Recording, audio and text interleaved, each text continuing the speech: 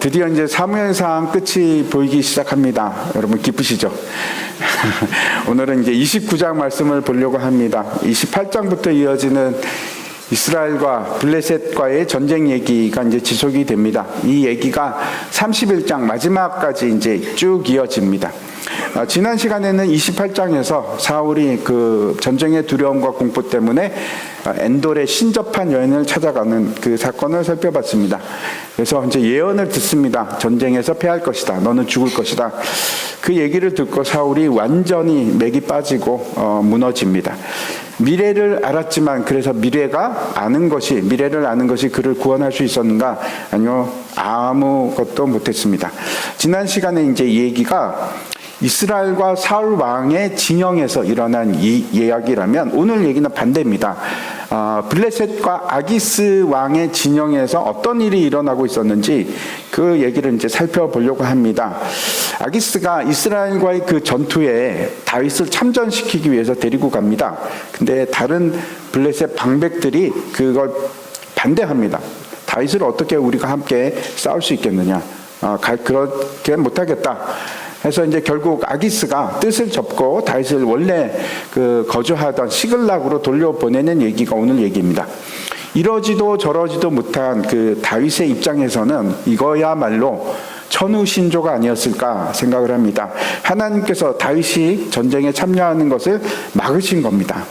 그 이야기를 살펴보도록 하겠습니다. 사무엘상 29장 1절부터 7절까지 말씀을 교독하겠습니다. 블레셋 사람들은 그들의 모든 군대를 아벡에 모았고 이스라엘 사람들은 이스라엘에 있는 셈 곁에 진쳤더라.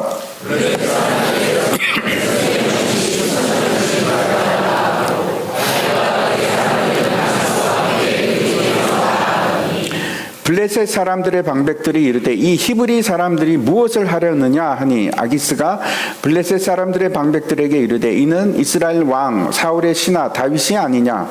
그가 나와 함께 있은 지 여러 날 여러 해로되 그가 망명하여 오늘까지 내가 그의 허물을 보지 못하였노라.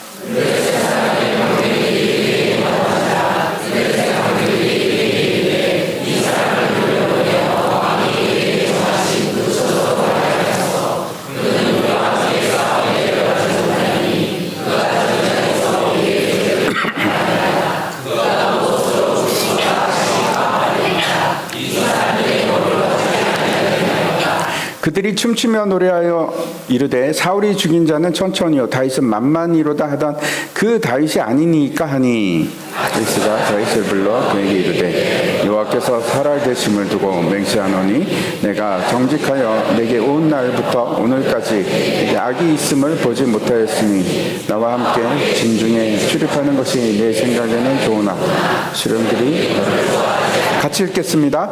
그러므로 이제 너는 평안히 돌아가서 블레셋 사람들의 수령들에게 거슬러 보이게 하지 말라 하니라. 아멘. 제가 이제 한 그 인터넷 블로그에서 글을 읽었습니다. 숨어있는 크리스천이라는 글인데 이제 한 장 넘겨주시면 우리나라 1000만 명이나 되는 크리스찬들이 살고 있습니다. 근데 다 어디 갔나? 그 1000만 명이 어디에 있나 하는 얘기입니다. 1000만 명이면 이제 5명 중에 우리 나라를 보면 5명 중에 1명은 예수 믿는 사람입니다. 근데 회사에서 몇 명만 빼고 눈에 띄질 않습니다. 도대체 다 어디에 있어서. 그래서 이제 그분 얘기로는 크리스찬들이 은신술을 쓰고 있다. 매주 술도 먹어야 되고 또 그저 그렇게 살고 싶은데 그리스도인이라고 이제 밝히게 되면 내 이름으로 사는 것만 해도 버거워 죽겠는데 그 이름까지 그리스도인이라는 거창한 이름 아래 내가 살고 싶지 않다. 부담스럽다 하는 겁니다. 세상과 다르지 않고 싶은 겁니다. 그런 생각이 있습니다. 나도 너처럼 욕도 할 수 있고 술도 먹고 나도 세속적이야. 다르지 않아. 그런 메시지를 이제 주기를 원합니다. 그래서 예배도 심지어는 몰래 드립니다. 예배도 주일날 예배 드리는 것도 좀 숨길 수 있으면 숨기고 싶고 식사 기도 같은 거 절대 안 합니다. 남들이 보면 절대 안 하고 은혜, 감사 이런 교회 용어들 입 밖에도 내지 않습니다. 그러면 이제 세련된 직장인으로 그렇게 이제 살아가고 싶은 겁니다. 그리스도인이라는 그 틀에 박혀서 살고 싶지 않아서 그래서 숨어 지내는 겁니다. 그런 사람들이 굉장히 많이 있습니다. 하지만 숨어 있다 보니까 이상한 일이 일어납니다. 어떤 일이 일어나는가 하면 아주 뭐 숨겠다 뭐 이런 거는 아니었는데 그냥 특별히 내가 드러나지 않았으면 좋겠다라는 생각을 가지고 있었는데, 그래서 남들 보는 데서는 절대 기도도 하지 않고 전도 이런 거 남사스러운 일 절대 안 하고 그냥 내 믿음 지키면서 혹시 옆에서 교회 가고 싶은데 그러면 뭐 그래요, 같이 우리 교회 한번 가봅시다, 그 정도, 딱 거기까지. 전도 이런 거 하고 그럼 못해요 저는. 뭐 이런 그렇게 살고 싶은데, 근데 점점 그렇게 살다 보니까 내가 그리스도인이 아니게 되어가는 겁니다. 정체성을 잃어버리는 겁니다. 그래서 내가 그리스도인이라는 걸 잊기 시작하고, 혹시 이제 누가 혹시 종교가 어떻게 됩니까? 그러면 아차, 그래 맞아, 내가 크리스찬이지 라는 생각을 하다가 또 금방 잊어버리고 그런 삶을 살고 있다, 이렇게 이제 글을 썼더라고요. 그래서 내가 그리스도인이 아니고 싶다. 그래서 매주일 교회 가는 것도 이제 뭐 의미가 없고 귀찮고 무겁고 주일만 빼면 아예 이제 크리스찬이 아닌 걸로 그렇게 살고 있습니다 하는 글이었습니다. 그러면서 이제 그 뒤에 이제 계속 이어지는 글이 있는데, 산에 가면 소나무가 있습니다. 어디 가서도 저런 그 바위 틈에서 나는 소나무 보셨죠? 우리나라는 저런 거 많습니다. 근데 산을 돌아서 응달진 곳에 가면 소나무가 없습니다. 왜 그런가 하면 소나무는 바위 틈에서도 척박한 곳에서도 살아갈 수 있는데 응달진 곳에 가면, 햇빛이 없는 곳에 가면 자라지를 못합니다. 숨어서 그늘진 곳에서 응달 속에서 살아가는 것. 우리 신앙도 그런 것 같습니다. 핍박이 있으면 자랄 수 있습니다. 빛이 없는 곳. 그런데 아무리 핍박이 있어도 우리는 신앙을 자라게 하고 꿋꿋하게 살아갈 수 있는데, 빛이 없는 곳에서는, 응달진 곳에서는 자랄 수가 없고, 믿음도 마찬가지입니다. 숨어서는 자라지 않습니다. 숨기면 확실하게 점점 사라지기 시작합니다. 그래서 이제 그 글 제일 마지막 글이 나는 직무유기자처럼 느껴집니다 하는 그런 글이었습니다. 그렇게 마무리가 되어 있는데 굉장히 공감이 갔습니다. 오늘 다윗의 처지도 마찬가지입니다. 자신이 하나님을 믿지 않는 사람이라고 하지는 않습니다. 그걸 부인하지는 않는데, 그 자신이 공동체, 그 하나님의 공동체에 속한 것을 부인합니다. 그리고 마치 외부인인 것처럼 하나님의 백성인 공동체인 이스라엘에 속한 자가 아니라 블레셋에 속한 것처럼 그렇게 자신을 포장하고 살아가는 겁니다. 다시 오늘 본문 1절 말씀 한번 보겠습니다. 블레셋 사람들은 그들의 모든 군대를 아벡에 모았고 이스라엘 사람들은 이스라엘에 있는 셈 곁에 진쳤더라. 그냥 보면 그냥 그렇고 그런 얘기인데 좀 이해가 안 가는 것들이 몇 개 있습니다.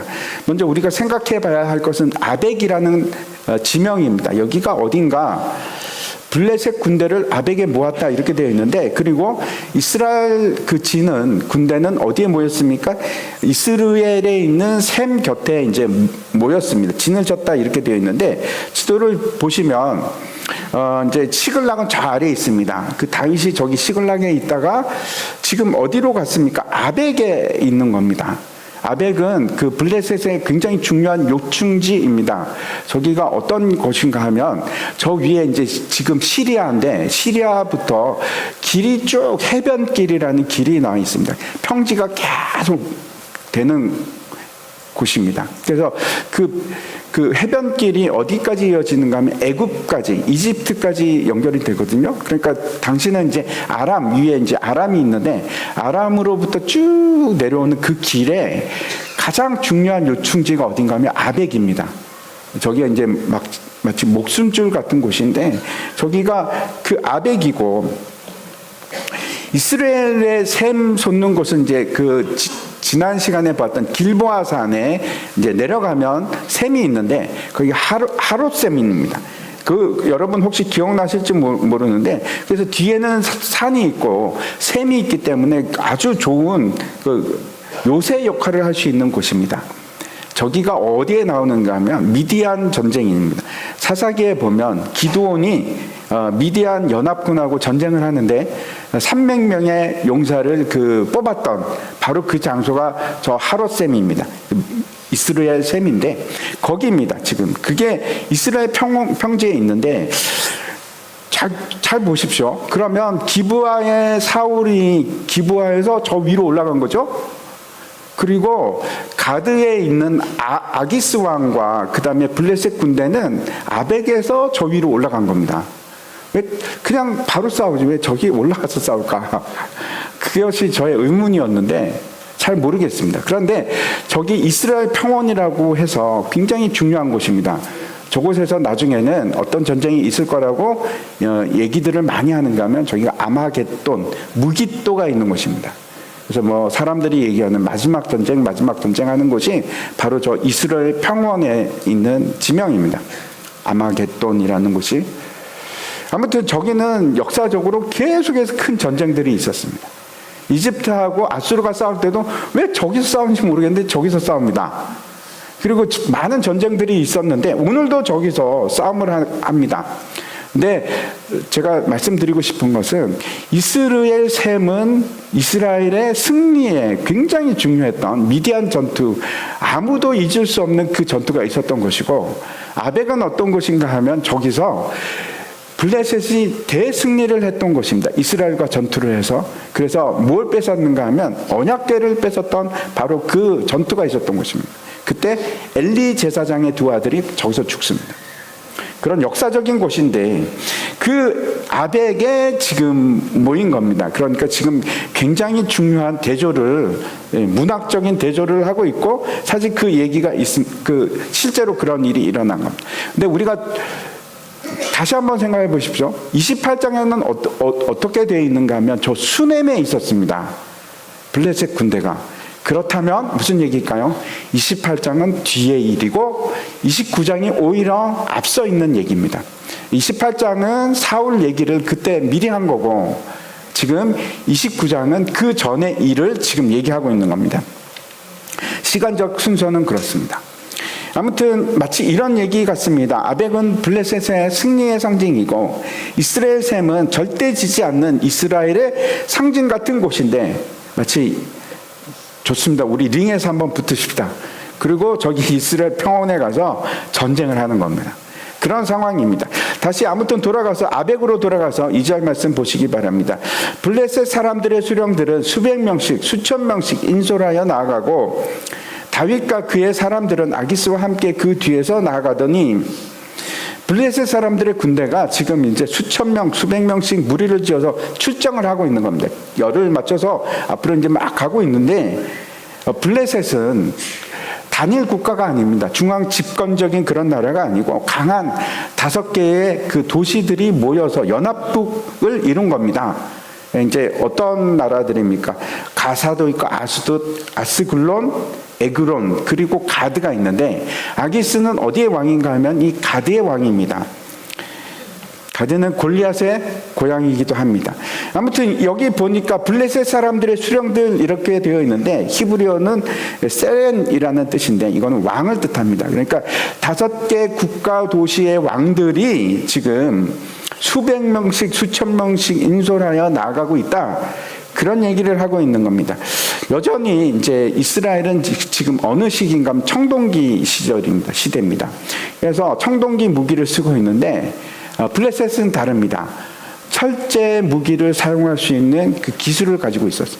철 재련을 할 수 있는 기술을 갖고 있어서 철 병거가 있었고 철 창이 있었습니다. 막강하죠. 그래서 이스라엘에게 있어서는 블레셋은 굉장히 두려운 큰 위협이 되는 그런 상대입니다. 근데 그 군대가 지금 수백 명씩 수천 명씩 그 대열을 이루어서 진군을 하고 있는 그런 이제 모습입니다. 그리고 제일 끝에는 다윗이 따라가는데 600명이 따라갑니다. 600명이 따라가는데, 이 그림은 생각해 보십시오. 수만 명이 막 가고 있는데 제일 끝에 600명이 딱 모여가지고 정말 초라하지 않습니까? 그 600명의 군사가 묵묵히 따라갑니다. 속으로는 어땠을까 생각해 보십시오.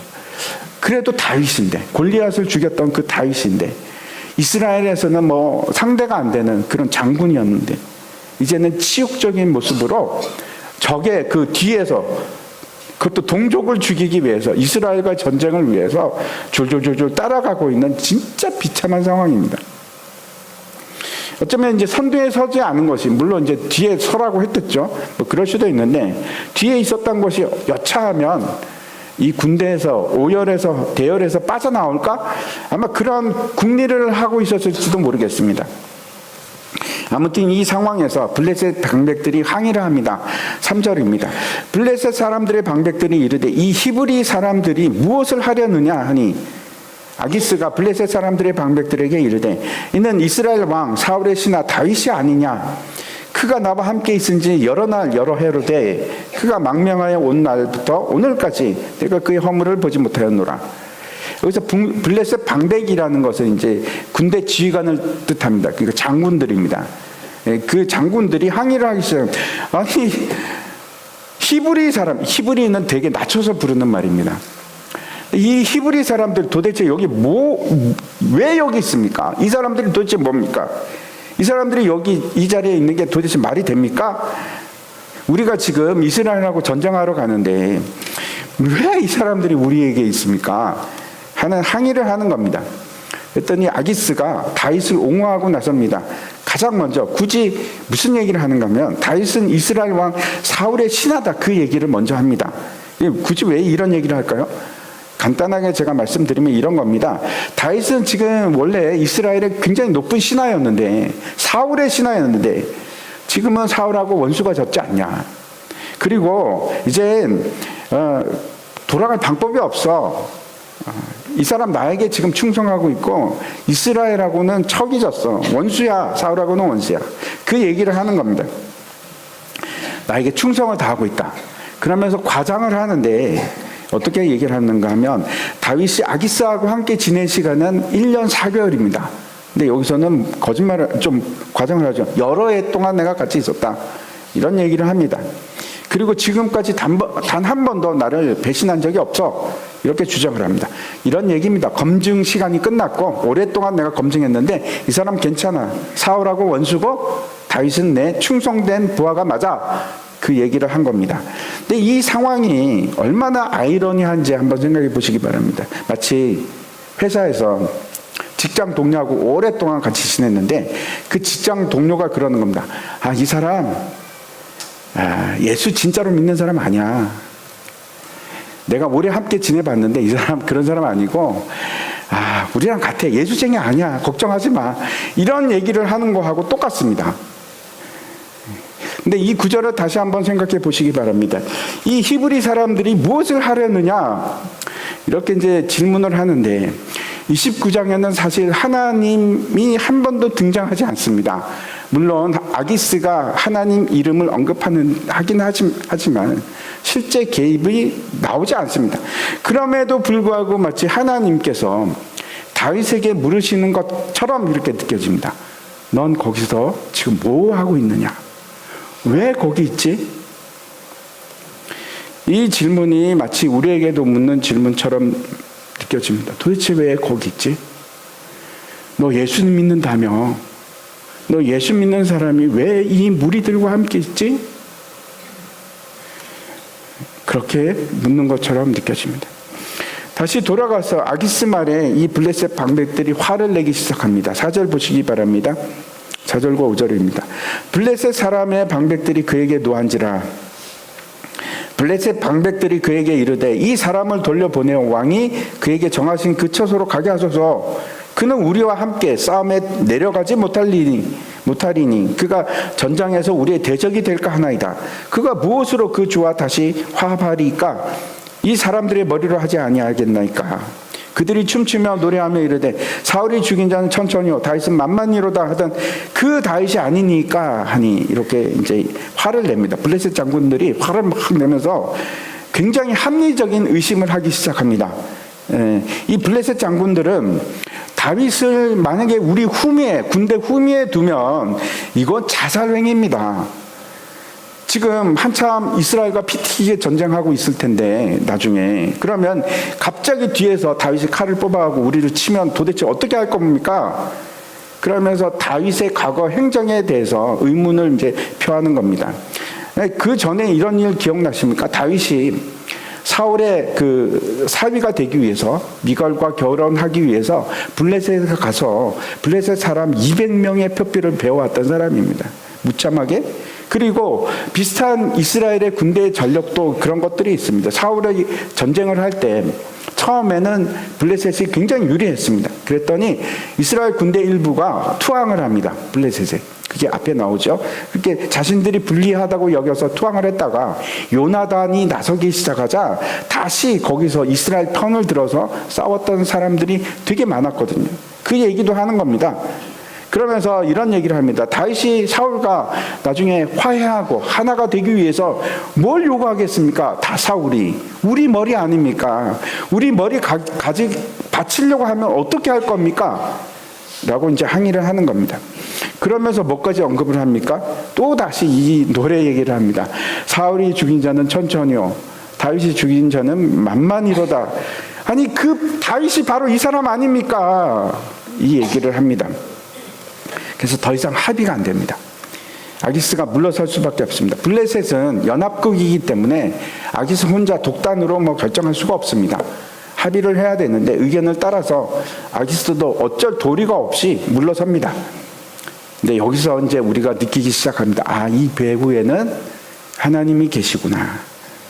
만약 블레셋이 아기스 한 사람의 그 일당 통치하는 나라였다면 다윗은 지금 무조건 어떤 상태가 됩니까? 전쟁터 가서 끌려갈 수밖에 없습니다. 그리고 싸워야 되는데 하나님께서 진짜 절묘한 타이밍으로 그 일을 막아서고 계신 것을 우리가 느낄 수가 있습니다. 하나님께서 막으시는 겁니다. 근데 다윗은 이 순간에도 침묵하고 있습니다. 물론 자신이 해결할 수 있는 것이 지금 아무것도 없습니다. 하지만 그래도 이 상황에 오기 전에 뭔가 말을 해야 되지 않았겠습니까? 아기스에게 왕이시여, 제가 마음에 좀 그럽니다. 우리 동족인데 제가 어떻게 우리 동족을 그렇게 죽이겠습니까? 적어도 이런 말을 해야 되지 않겠습니까? 그런 말을 해야 될 것 같긴 한데, 하지만 그러기에는 지금까지 너무 많은 거짓말을 했습니다. 계속해서 아기스 왕에게 제가 그 네게브 유다 지파 제가 죽이고 왔습니다. 그 사람들 쳤습니다. 그렇게 거짓말을 하고, 그리고 그걸 숨기기 위해서 그 자기가 약탈했던 사람들 아기고 어른이고 여자고 다 죽이지 않았습니까? 그렇게 했는데 지금 와서 저는 이스라엘 사람 못 죽입니다, 이런 얘기를 어떻게 하겠습니까? 그런 다윗에게 지금 하나님께서 대적의 입을 통해서 길을 열어가고 계십니다. 결국 이제 아기스가 다윗을 부릅니다. 6절과 7절 보시기 바랍니다. 아기스가 다윗을 불러 그에게 이르되 여호와께서 살아계심을 두고 맹세하노니 내가 정직하여 내게 온 날부터 오늘까지 내게 악이 있음을 보지 못하였으니 나와 함께 진중에 출입하는 것이 내 생각에는 좋으나 수령들이 너를 좋아하지 아니하니 그러므로 이제 너는 평안히 돌아가서 블레셋 사람들의 수령들에게 거슬러 보이게 하지 말라 하니라. 이제 정말 의아한 일이 일어나기 시작하는데 아기스가 다윗에게 뭐라고 합니까? 먼저 여호와께서 살아계심을 두고 맹세한다, 이렇게 얘기합니다. 아니, 하나님도 믿지 않는 아기스가 왜 굳이 이런 말을 할까요? 아기스가 하나님을 믿어서 그런 거 아닌 거는 우리가 알고 있습니다. 그렇죠? 아마도 지금 다윗을 정말 배려해서 그렇게 얘기를 하는 걸 겁니다. 다윗을 자기의 최고의 지휘관으로 부하로 만들고 싶었는데 지금은 어떤 상황입니까? 쫓아내야 되는 상황입니다. 돌아가라 해야 하는 상황입니다. 미안한 마음도 있고 또 다윗을 존중하는 마음으로 아마 이스라엘의 신을 네가 믿는 하나님의 이름으로 내가 맹세하니 이렇게 얘기했을 겁니다. 그건 그런데 아기스의 생각이고, 다시 한번 우리가 이제 그 놀라운 상황을 마주했으면 좋겠는데, 마주치게 되는데, 다윗의 입장에서 한번 생각해 보시기 바랍니다. 지금 다윗은 어떤 상황입니까? 기도도 하지 않았고 이스라엘을 버리고 망명해서 하나님을 잊고 지금 처세술로 살아가는데 하루하루 버티면서 그렇게 살고 있습니다. 그런데 그런 삶을 살아가는데 지금 마치 머리를 꽝 치듯이 아기스의 이름에서 하나님의 이름이 나오는 겁니다. 여호와의 이름이 나오는 겁니다. 제가 한번 생각해봤습니다. 다윗이 얼마나 당황을 했을까. 아기스가 갑자기 여호와 이름을 얘기를 한다. 순간 엄청 당황하면서 두려움을 느끼지 않았을까 그렇게 생각합니다. 그러면서 뭐라고 하는가 하면 네가 정직하고 오늘날까지 너의 악을 보지 못했다 이렇게 얘기를 합니다. 이거 역시 아이러니한 상황입니다. 다윗은 지금 계속 어떤 삶을 살았습니까? 속이면서 거짓말을 하면서 이중생활을 하고 있는데 아니 갑자기 아기스가 네가 정직하다고 얘기를 하는 거예요. 지금까지 정직했다고. 갑자기 그 얘기를 듣고 다윗의 가슴에 이 말이 팍 박히지 않았을까? 비수처럼.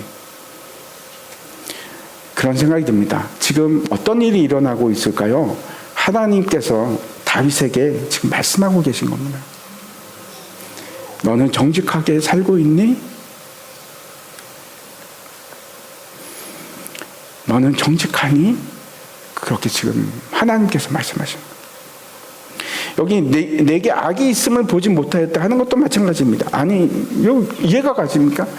다윗은 지금 그 자기의 거짓말을 숨기기 위해서 남녀노소 다 죽이고 약탈하면서 살면서 그렇게 악한 짓을 하고 살아가는데 아기스가 뭐라고 하는가 하면 너에게서 악을 보지 못했다고 얘기를 하는 겁니다. 무서운 칭찬입니다. 무서운 칭찬. 아기스는 지금 다윗을 위로하고 있는 것은 틀림없는데 하나님께서 그 입을 통해서 지금 다윗의 죄를 폭로하고 계신 겁니다. 아마 다윗이 이 말들이 굉장히 많이 아팠을 것 같습니다. 고통이 왔을 겁니다. 정직하다고, 선하다고, 악하지 않다고. 근데 하나님께서는 이 아픔을 통해서 다윗이 다시 회복되기를 원하고 계시는 겁니다. 우리도 마찬가지입니다. 우리도 마찬가지입니다. 이 말씀을 통해 우리에게 하시는 말씀이 너는 정직하니? 너는 정직하게 살고 있니? 너는 선하게 살고 있니? 이렇게 말씀하시는 겁니다. 그리고 마지막에 이런 얘기를 합니다. 나는 너와 함께 진중에 있고 싶지만 다른 수령들이 좋아하지 않으니 너는 이제 평안히 돌아가라. 그리고 다른 수령의 눈밖에 나지 말라. 평안히 돌아가라. 샬롬을 얘기를 하는데 저는 상상을 하면서 이 다윗이 이때 어떤 표정을 지었을까? 다윗의 눈에 눈물이 핑 돌지 않았을까? 하나님께서 다시 다윗에게 샬롬을 주시는 겁니다. 그동안 내적 갈등이 얼마나 심했겠습니까? 이중생활하면서 마치 블레셋 편처럼 그렇게 살아가고 어거지 삶을 살아왔는데 그리고 지금은 어떤 상황입니까? 동족에게 칼을 빼서 휘둘러야 되는 그런 상황인데 이게 끝이 나는 겁니다. 이것 역시 아기스의 입을 통해서 하나님께서 다윗에게 주시는 평안과 축복입니다. 너는 이제 평안하라. 이 상황에서 다윗은 어떤 말을 할까요? 제가 이 다윗의 말이 정말 우리를 놀라게 합니다. 한번 보시기 바랍니다. 8절입니다. 다윗이 아기스에게 이르되 내가 무엇을 하였나이까? 내가 당신 앞에 오늘까지 있는 동안에 당신이 종에게서 무엇을 보셨기에 내가 가서 내 주 왕의 원수와 싸우지 못하게 하시나이까 하니 제가 이 구절 읽다 갑자기 화가 나가지고 집어 던질 뻔했습니다. 속이 터져가지고 야 다윗 해도 너무하다. 아니 이 상황이면 감사합니다. 예, 가야죠. 그리고 가야 되는 거 아닙니까? 마지막까지 아기스 앞에서 아기스를 속이기 위해서 연기를 하고 있습니다. 야 대단하다 다윗. 진짜 이건 미친 거 아니냐? 속으로는 아마 그랬을 겁니다. 아멘 할렐루야. 신령 감사했다. 할렐루야. 그랬을 텐데 겉으로는 완전히 얼굴 바꾸지도 않고 섭섭합니다. 서운합니다. 왜 저를 따돌리십니까? 제가 뭐 잘못했기에, 제가 뭐 눈박대 난 일이라도 했습니까? 왜 저를 데리고 가지 않으십니까? 이런 말을 합니다. 이게 사람입니까? 제가 참 다윗이 진짜 나쁘다, 그런 생각을 했습니다. 피곤한 삶을 삽니다. 끝까지 세상과 타협하기 위해서, 살아남기 위해서,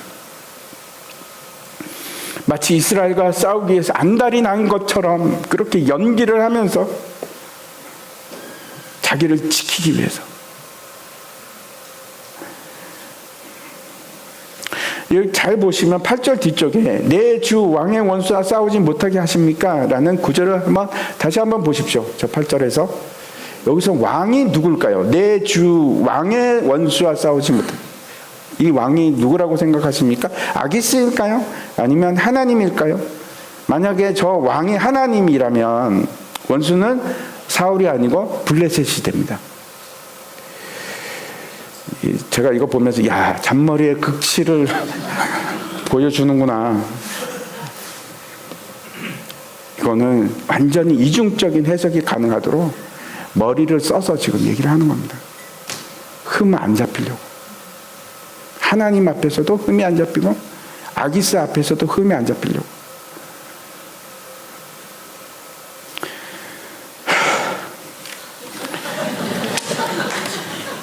그럼에도 불구하고 하나님의 은혜가 다윗에게 쏟아집니다. 이런 다윗에게도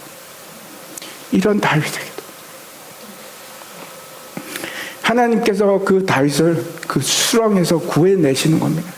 길을 막으시고.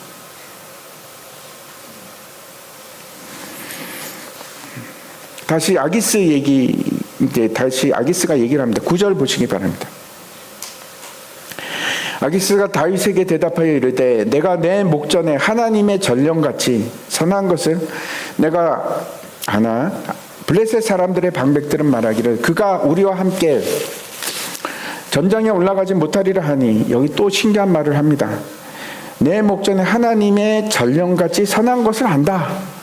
이게 도대체 무슨 말일까? 이 하나님의 전령같이 선하다는 것은 일종의 관용구입니다. 사무엘 하에 한 3번 정도 더 나옵니다. 근데 이 하나님의 전령이라는 것은 하나님의 메신저, 하나님의 사자를 의미하는데, 그래서 이게 어떤 뜻인가 하면 이런 얘기입니다. 너의 판단은 옳아, 너는 거룩해, 이런 뜻이거든요. 이것도 마찬가지입니다. 이게 도대체 어떤 의미입니까? 하나님께서 이렇게 얘기하시는 겁니다. 너는 옳지 않아. 너의 판단은 틀렸어. 너의 선택은 틀렸고 네가 거룩하지 않은 거 네가 알잖아. 그 말씀을 하시는 겁니다. 다윗은 마지막까지 자신의 정체성에 대해서 침묵합니다. 마치 여기까지만 보면 처세술에서 성공한 것처럼 그렇게 포장을 하는데, 그런 다윗을 하나님께서 지금 바라보고 계신 겁니다. 그리고 하시는 말씀이 이겁니다. 다윗아, 너는 하나님의 사자처럼, 하나님의 천사처럼 거룩해야 되잖아. 너는 하나님의 아들이잖아. 너는 다윗이잖아.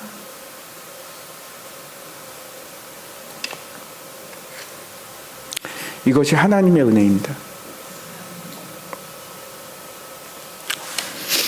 마지막으로 10절과 11절 말씀 보시기 바랍니다. 그런즉 너는 나와 함께 온 내 주의 신하들과 더불어 새벽에 일어나라. 너희는 새벽에 일어나서 발거든 곧 떠나라 하니라. 이에 다윗이 자기 사람들과 더불어 아침에 일찍 일어나서 떠나 블레셋 사람들의 땅으로 돌아가고 블레셋 사람들은 이스라엘로 올라가니라. 그래서 이제 10절은 그 아기스 왕의 마지막 판결이기도 하고 하나님의 말씀이기도 합니다. 이 주목했으면 하는 것은 아기스가 이런 얘기를 합니다. 너는 나와 함께 온 내 주의 신하들과 함께 돌아가라. 내 주의 신하들과 함께 돌아가라. 너의 주의 신하들. 이 너는 다윗이거든요. 근데 너의 주, 이 주가 누구일까요? 다윗은 아니죠. 너의 주니까. 그러면 사울일까요?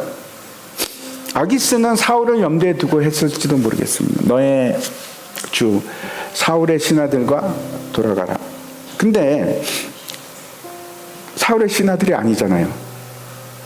그렇죠? 다 사울을 버리고 온 사람들이잖아요. 다윗의 신하들입니다. 근데 왜 내 주의 신하라고 했을까요?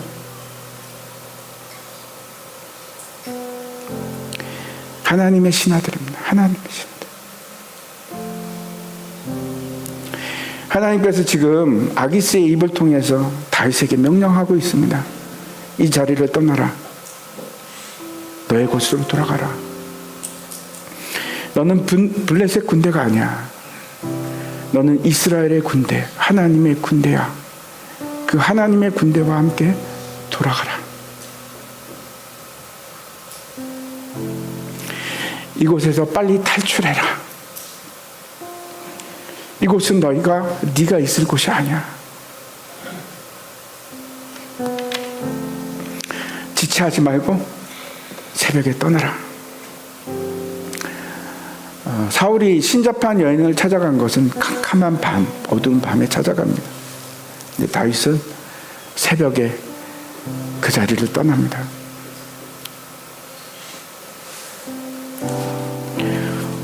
완전 벼랑 끝의 상황에서 다윗이 구원을 받습니다. 하나님께서 파괴의 길로 가는, 그 사망의 길로 가는 다윗의 길을 막으신 겁니다. 그리고 새로운 길을 열어주시기 시작합니다.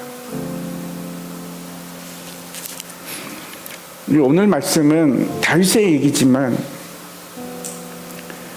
마치 저는 제 과거의 얘기처럼 들립니다. 제 얘기입니다. 제가 그렇게 살았습니다.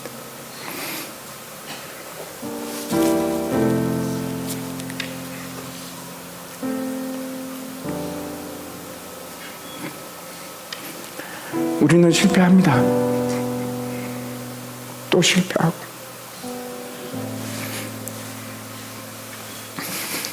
다윗이 괜찮은 사람인 줄 알았는데 보니까 괜찮은 사람이 아닙니다.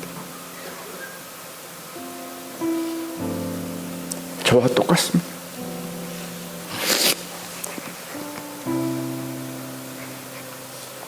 그런데 우리는 하나님의 은혜를 이길 수가 없습니다.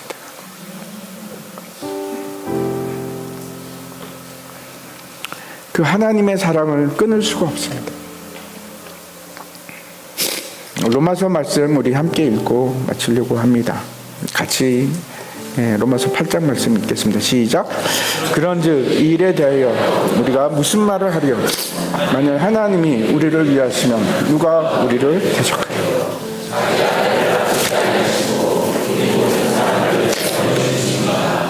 어찌 그 아들과 함께 모든 것을 우리에게 주시지 아니하겠느냐?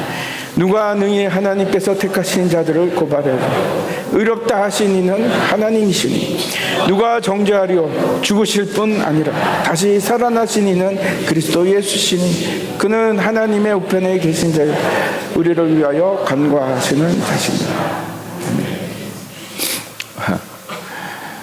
이 일을 위해서, 나 같은 죄인을 위해서 예수님께서 죽으셨습니다. 그리고 우리는 그런 하나님의 사랑을 받는, 끊을 수 없는 사랑을 받는 사람들입니다. 우리 다 함께 일어나서 같이 찬양하도록 하겠습니다.